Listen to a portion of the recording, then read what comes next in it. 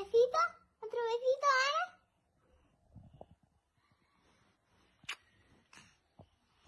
Ana, besito a Oli. Besito a Oli, corre.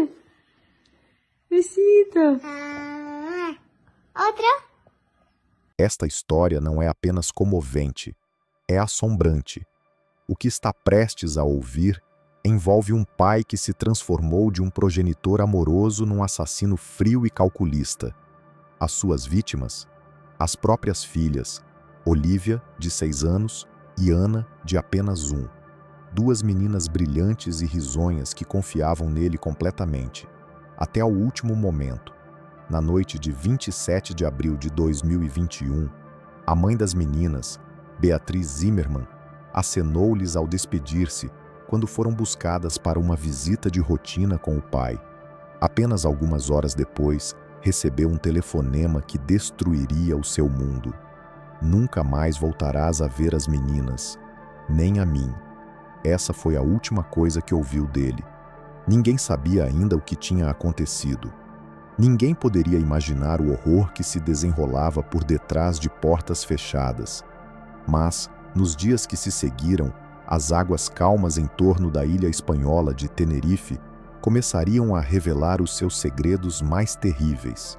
Hoje, vou contar-lhe a devastadora história de Ana e Olivia Zimmermann, um caso que chocou Espanha, abalou o mundo e mudou para sempre as leis de proteção infantil. Esta não é uma história fácil, mas é uma história necessária, porque por vezes o maior perigo para uma criança vem da própria pessoa que deveria protegê-la. Vamos começar conhecendo as meninas que nos foram tiradas demasiado cedo. Olivia Zimmermann nasceu a 15 de outubro de 2014, na pitoresca ilha espanhola de Tenerife. Desde o momento em que chegou ao mundo, tornou-se o coração da sua família. Curiosa, brilhante e sempre ávida por aprender, Olivia falava fluentemente alemão e espanhol quando ainda tinha apenas 3 anos. Adorava livros, aprendeu a ler antes da maioria das crianças da sua idade e passava horas a desenhar imagens detalhadas, cheias de flores, animais e sóis sorridentes. Era o tipo de criança que entrava numa sala e a enchia imediatamente de riso. A sua alegria era contagiante, pura e luminosa.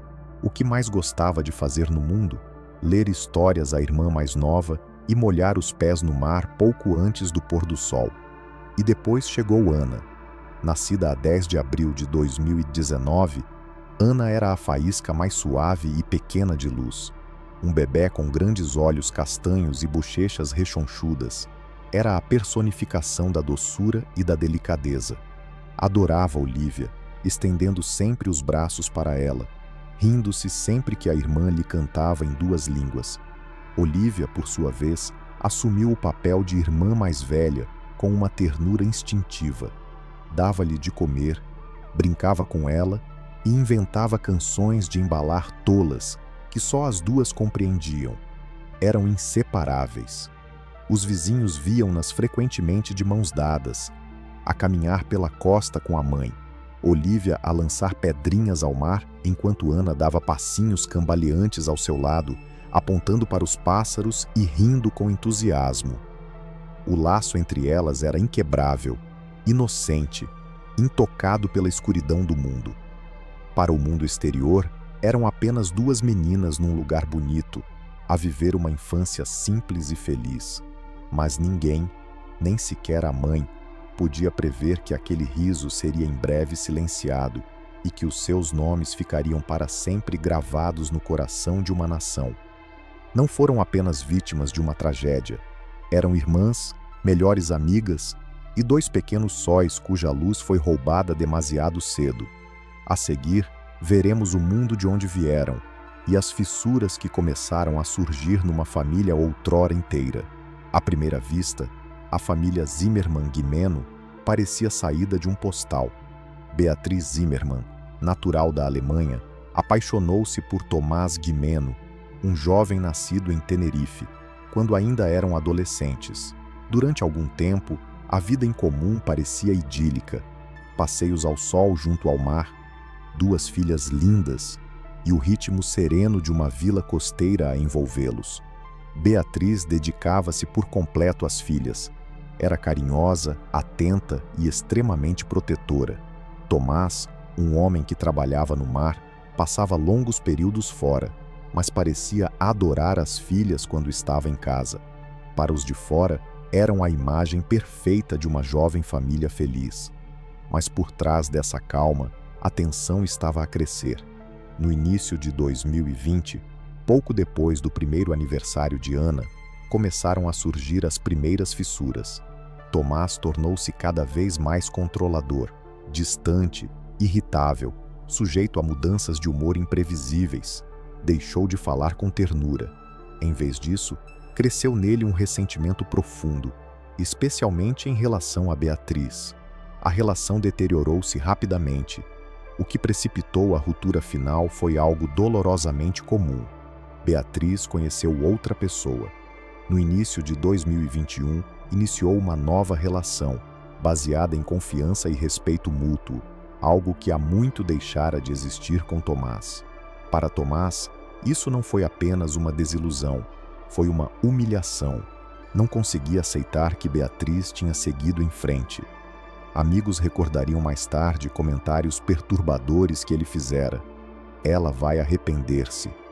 Ela não pode ser feliz sem mim. Começou a obcecar com a ideia de que as filhas deveriam estar só com ele. Tornou-se exigente nas visitas, por vezes críptico nas palavras. Beatriz sentia-se desconfortável, mas não havia provas concretas de que algo terrível se aproximava. Os sinais estavam lá, súbitos, mas inegáveis. Em conversas com conhecidos, Tomás falava cada vez mais de forma definitiva. Dizia coisas como: "Vou fazer com que ela sofra, e se não posso tê-las, ninguém pode." Mas tudo isso foi descartado como desabafos amargos de um homem magoado. Ninguém imaginava o verdadeiro significado por detrás dessas palavras. Os tribunais permitiam as visitas. O sistema partia do princípio de que um pai, mesmo em sofrimento, nunca seria uma ameaça para os próprios filhos. Não havia registro criminal, nenhuma violência física, apenas palavras, e assim, o plano de visitas manteve-se. Todas as terças-feiras, Tomás passava algumas horas com Olívia e Ana, devolvendo-as ao final do dia. O dia 27 de abril de 2021 era apenas mais uma terça-feira, até deixar de o ser. Nessa manhã, Beatriz tomou o pequeno almoço com as filhas. Olívia brincava com Ana na sala. O riso das duas enchia a casa. Tomás deveria buscá-las por volta das 17h, como sempre fazia. Não havia qualquer razão para suspeitar que seria a última vez que Beatriz veria as filhas com vida, porque o monstro não era um estranho escondido na escuridão. Era alguém que elas conheciam, alguém que amavam, alguém que sempre estivera ali, mesmo ao seu lado. A seguir, vamos acompanhar os acontecimentos daquele dia impensável e o horror que se revelou quando o sol se pôs. O dia 27 de abril de 2021 começou como qualquer outra terça-feira soalheira em Tenerife.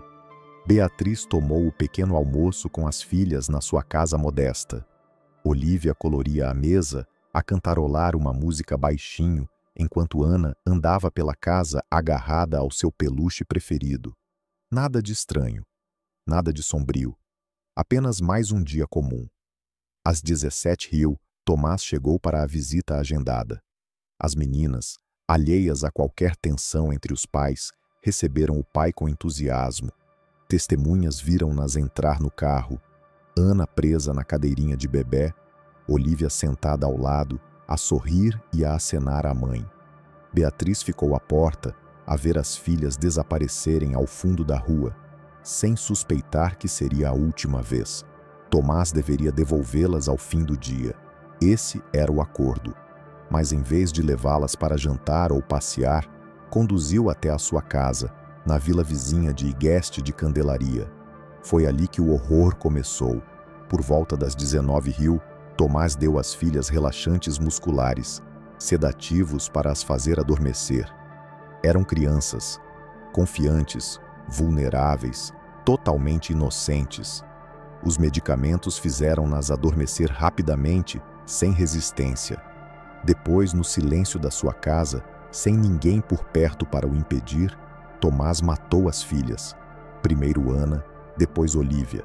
Segundo os peritos forenses, as meninas nunca acordaram, não choraram, não sofreram, mas a serenidade da morte apenas evidenciou a frieza calculada do ato. Tomás tinha tudo preparado. Com antecedência, já tinha separado 2 sacos de desporto, já tinha adquirido cordas e uma âncora. Não foi um crime passional, foi uma execução meticulosamente planeada. Por volta das 21h30, colocou os sacos com os corpos das filhas no carro.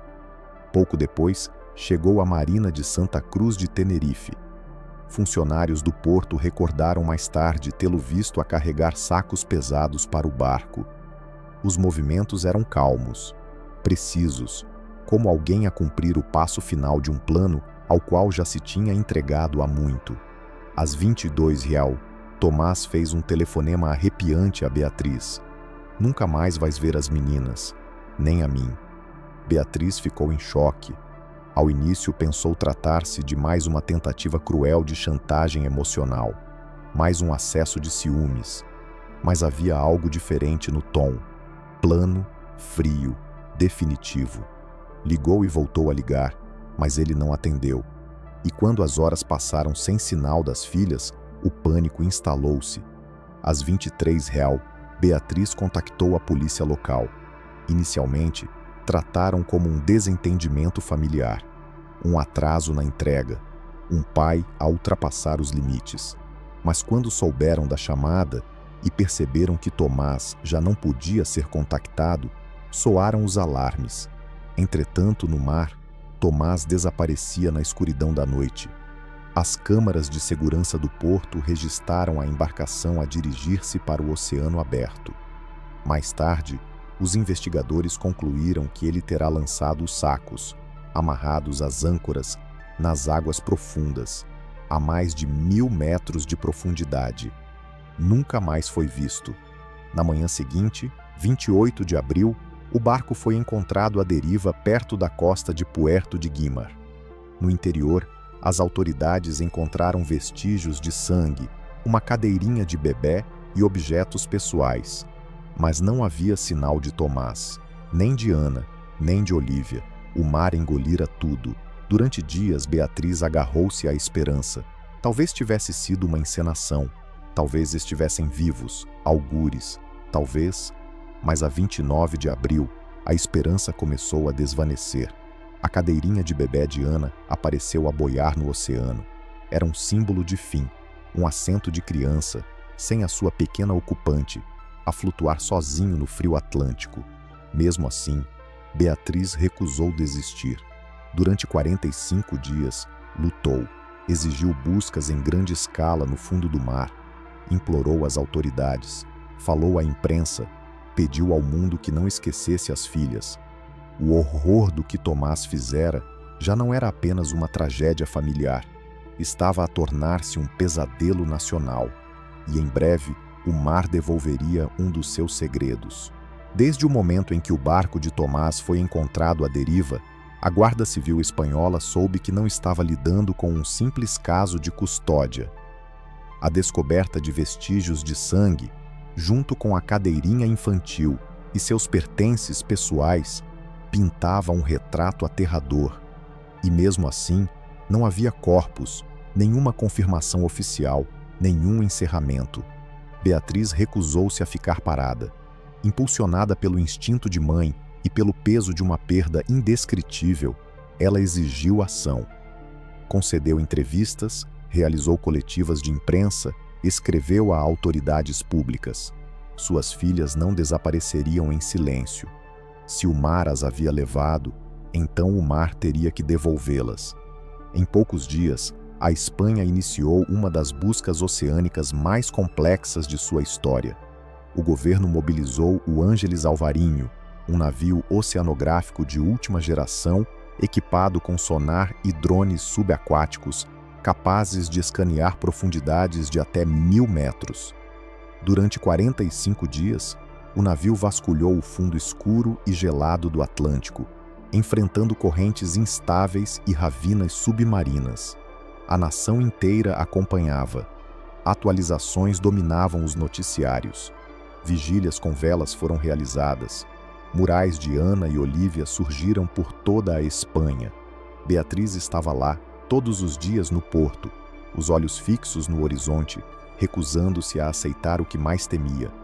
E então, em 10 de junho de 2021, o oceano finalmente falou. A uma profundidade de 1.000 metros, a 3 milhas náuticas da costa de Tenerife, o braço robótico da embarcação recuperou uma bolsa esportiva pesada. Dentro dela estava o corpo sem vida de Olívia, de 6 anos, preservado pela escuridão fria das profundezas. Ela havia sido amarrada e ancorada. Sua morte não foi acidental, foi deliberada. Nas proximidades, mergulhadores encontraram uma segunda bolsa, rasgada e vazia. Acredita-se que o pequeno corpo de Ana estivesse ali, mas as correntes já o haviam levado há muito tempo. Nenhum vestígio de Tomás de Meno jamais foi encontrado. Presume-se que tenha se afogado ou desaparecido de outra forma. Ele não deixou confissão, nem carta, nem explicação. Apenas a frase fria que disse a Beatriz ao telefone: "Você nunca mais verá as meninas ou a mim." Mas as provas forenses eram contundentes. Um relatório oficial do juiz confirmou a linha do tempo dos acontecimentos e declarou, sem hesitação, que Tomás havia assassinado suas filhas com total premeditação e com um único objetivo: causar à mãe delas a maior dor possível. Foi um caso clássico de violência vicária, um termo usado para descrever quando crianças são usadas como instrumentos de vingança em conflitos familiares. O tribunal nunca realizou um julgamento. Não havia réu a ser punido, mas a justiça, à sua maneira, encontrou voz através da investigação. O caso foi oficialmente encerrado em agosto de 2021, após todos os esforços para recuperar Ana ou Tomás terem sido esgotados.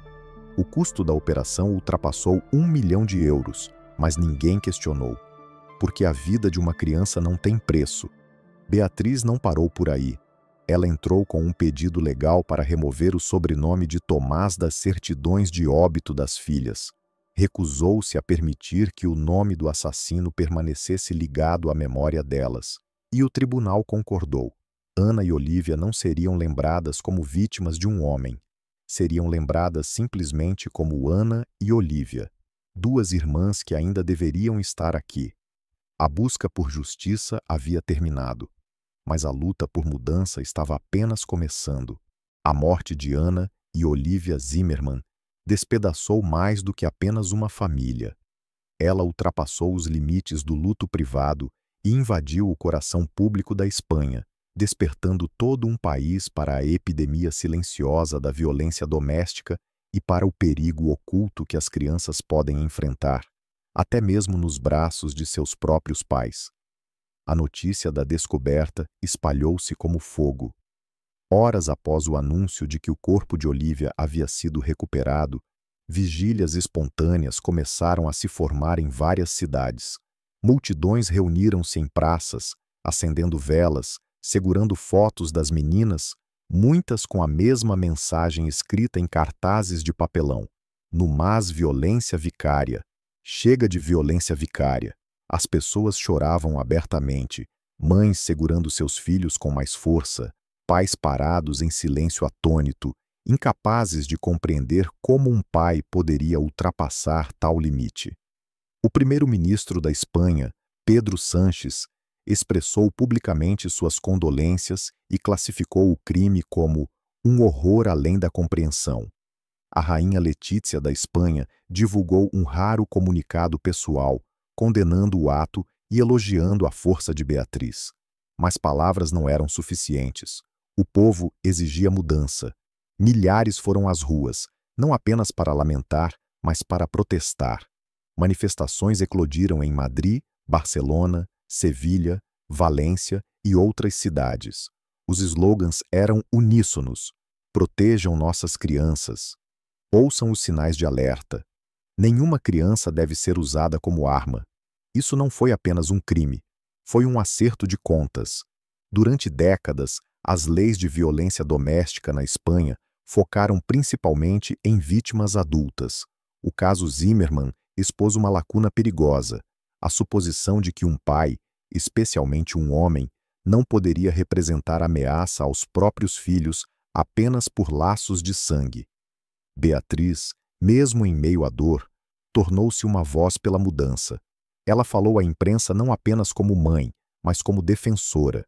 Descreveu como Tomás já demonstrava sinais de controle e manipulação muito antes da tragédia, como o sistema falhou em levar a sério suas ameaças, como os acordos de custódia continuaram, apesar dos sinais evidentes de risco.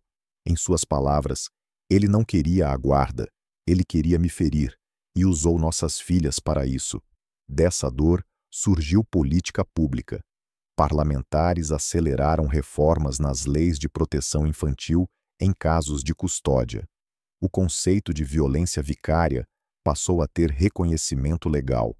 Ameaças feitas por um dos pais, especialmente contra os filhos, agora seriam motivo para intervenção legal imediata. Mas além dos tribunais e dos corredores do parlamento, foram as pessoas que carregaram o legado de Ana e Olivia adiante. Em 18 de outubro de 2022, em Santa Cruz de Tenerife, foi inaugurada uma escultura de bronze no Parque Infantil de La Resta del 25 de Julho. Criada pelo artista Júlio Nieto, a obra retrata duas meninas de mãos dadas, olhando para o céu, com rostos serenos, como se estivessem em paz. Beatriz estava presente na cerimônia, segurando sua filha recém-nascida, Elsa, nascida exatamente um ano após o aniversário de Ana. Ela não tentou substituir o que perdeu. Ninguém poderia. Mas Elsa se tornou, segundo suas palavras, uma promessa de vida, nascida sob as asas de dois anjos. A escultura tornou-se um símbolo nacional. Turistas e moradores visitam o local, não como um lembrete sombrio da morte, mas como um espaço silencioso de reflexão, um lugar para dizer, nunca mais. E celebridades também se uniram. Antônio Bandeiras, Penélope Cruz, Alejandro Sanz e outros usaram suas plataformas para compartilhar a história das meninas. Veículos de imprensa internacionais cobriram extensivamente o caso. Mesmo fora da Espanha, os nomes Ana e Olivia tornaram-se sinônimos do custo trágico de ignorar o abuso emocional e a manipulação em relações familiares. A história delas ressoou em todos os lugares, porque poderia acontecer em qualquer lugar. A luta para proteger crianças de serem usadas como ferramentas de controle, vingança ou punição deixou de ser uma batalha privada. Tornou-se uma missão coletiva. Ana e Olivia não viveram vidas longas, mas a memória delas acendeu um movimento. Se alguém que você conhece dissesse, você nunca mais verá seus filhos, você levaria isso a sério? Se alguém fizesse uma piada sobre levar as crianças para sempre, você riria? Esperaria algo mais óbvio? Ou ouviria aquela sensação lá no fundo, te alertando de que algo estava errado? Beatriz Zimmermann fez tudo o que podia. Ela amava suas filhas com intensidade. Protegeu, cuidou, acreditou na lei para fazer o resto. Mas o sistema falhou. Falhou em perceber os sinais. Falhou em agir quando o controle virou ameaça. E quando finalmente abriu os olhos, já era tarde demais.